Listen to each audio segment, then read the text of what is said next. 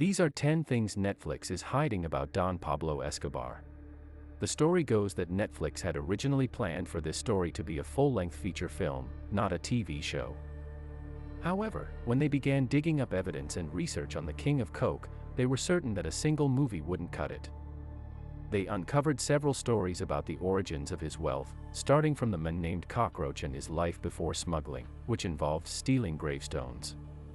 All these, coupled with the information of personal experiences that DEA agents, Steve Murphy and Javier Pena brought to the table, showed the producers that they knew nothing about Escobar. Thus, Narcos was born. Writing for Vox, Bernardo Aparicio Garcia, who grew up in Escobar around Colombia, appreciates the thoroughness of the show extensively. Among others, he cited the correct depiction of ethnic diversity and tinier details like miniature facades of colonial village houses hanging on the walls of Pablo's mother's home. Escobar's recordings. One reason why the show was so detailed was because of these recordings. Pablo Escobar was a big believer in keeping records of events, and this included videoing events in his haciendas as they occurred. With this, they were able to create a pretty fair construct of the type of conversations, fashion, and activities in the daily life of Escobar and the people around him. In the movie, however, Escobar is mostly sitting around brooding and looking into space, while thinking of how to make the next big move in his wars with his government. The truth is a bit different, as Escobar contributed significantly to the production of the show. The Medellin cartel was a fan of media, as some of his recordings are inserted in the show displaying the activities within his haciendas. On top of that, he was someone willing to buy or kidnap news reporters to tell his story. One thing's for sure, Pablo would have loved Twitter. Family opinion. Of course, you had to know this was coming, and it's quite important too, because you have to wonder how much of the story and how much of Pablo's interaction with his family was accurate and how the Escobars felt about it. To answer your question, Pablo's brother was infuriated with the show, and if you watch the show, you're probably now wondering where was Escobar's brother, all the while in the show. Roberto Escobar was not only Pablo's brother. He was also the cartel's accountant up until he was arrested when Pablo died. So believe me, when I tell you, Roberto was not happy when the show depicted another accountant, called Blackbeard, being arrested and then snitching against the cartel to officials. In response, he requested compensation of $1 billion from the streaming giant for depicting his and his brother's image, without any consultation from him or other family members. This was just the first season, so he also offered to look through the second season for inaccuracies before it aired. We're not sure that went his way. Meanwhile, other family members have also contested the portrayal of Pablo in the Palace of Justice siege, as well as the manner of his death, but we'll get to that soon. Pablo Escobar's gruesomeness. Watching the show, you already kind of get the idea that Pablo Escobar was one of the most terrifying men to walk the earth. Speaking in Lithuania for login conferences, Agent Steve Murphy explains how before Escobar, law enforcement was not familiar with narcoterrorism. Narcoterrorism involves the use of violence to influence government policies against narcotic laws. According to Murphy, Pablo Escobar was the first narco-terrorist, and to be fair, his terrorist activities are well documented in the show. What's also depicted is the fact that Escobar found it quite easy to order the killing of others. However, his dealings with people seem to be a bit benign, never resulting in anything deadly, except the undeniable instances like the killings of Moncada and Galeano. Other than that, in his personal space, Pablo is mostly shown as a troubled man with a romantic relationship with his wife and kids. In reality, Don Pablo was a drug lord, through and through. Based on first-hand accounts from informants, Pablo would drill into his enemies' kneecaps if he felt like it. Another unspoken fact is his treatment of mules. In the movie, Pablo used human mules and he always paid them. In reality, Pablo sewed cocaine into pets that were going to Miami. Also, mules were sometimes killed to avoid spending cash. This from the 7th richest man in the world at the time. One time, an informant for agents Murphy and Pena was a waiter at one of Pablo's parties. The informant recounts that another waiter was caught pilfering silverware. Pablo was told of this and he decided to duct tape the person's hands and throw them into the pool created by the Paisa Robin Hood, and ended up drowning as entertainment for the guests present at the party. Another instance that we know of is the fact that Escobar killed every single architect who built any of his hundreds of houses. These architects, all Italian, were killed because Escobar didn't want anyone to know the secrets of each estate. Even with the killings of childhood friends, Moncada and Galeano, it was said that Escobar sent the fingers of the men to their family members. All these makes you wonder about the true extent of his cruelty not portrayed in Narcos. According to Bernardo Aparicio Garcia, the show largely glosses over his gratuitous cruelty. M19 True Nature. This is the aspect of Narcos that most experts will have disagreements with. M19 was one of the largest guerrilla groups in Colombia. Their ideologies included left-wing nationalism, Bolivarianism, revolutionary socialism, and co-theory inspired by Marxist revolutionary Che Guevara. In the show, M19 is portrayed as a bunch of naive idealists who didn't know the first thing about guerrilla warfare and was led by an ex-college professor, who also didn't know anything about guerrilla warfare. That, my friends, are a dramatic misrepresentation of the facts. M19 had one of the most feared presences in Colombia. Leonardo Aparicio Garcia detail how his aunt had barely escaped the Palace of Justice attack. He sums up the story by saying, "It was not only my family in Cali who came close to dying at their hands. They were truly powerful and they knew how to strike fear." Also, Ivan Marino Ospina, or Ivan the Terrible, was an experienced guerrilla leader as opposed to his depiction as Ivan Torres in the show. Before becoming leader of M19, Ivan Marino Ospina had already fought in Venezuela, gotten arrested and tortured to the point of almost committing suicide, only to escape 6 months later. While disguising as an army major, he was called Ivan el Terrible because he always did things less diplomatic, so he was grossly depicted in the show. It is thought unlikely that Ivan was killed by Pablo, and some even say that he may not have gifted Escobar the famous sword of Bolivar. Pablo's relationship with his family. Seeing as the family of the men was not consulted despite being an integral part of the movie, it's only natural that their interactions with Pablo were imaginative, and that's a dangerous way to tell a story, especially if you already have preconceived notions. Perhaps no other relationship was more misconstrued than Pablo Escobar's relationship with his son, Juan Pablo, now known as Sebastian Marroquin.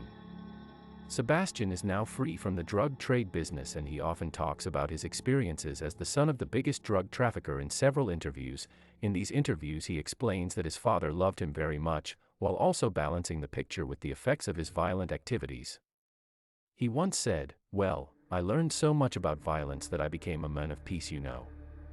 Sebastian says that his father taught him about all the drugs, saying that marijuana was Pablo's favorite. He should consult him if he ever decided to try any drug. Perhaps this education helped, or it was the memory of a relative who had suffered from the effects of drug abuse, but Sebastian has never felt the pressure to take drugs. One crucial component of Sebastian's interview is the fact that he recounts he and his mom begging Don Pablo to stop his incursions on Colombia, most notably after the bombing that left his sister Manuela forever deaf in one ear.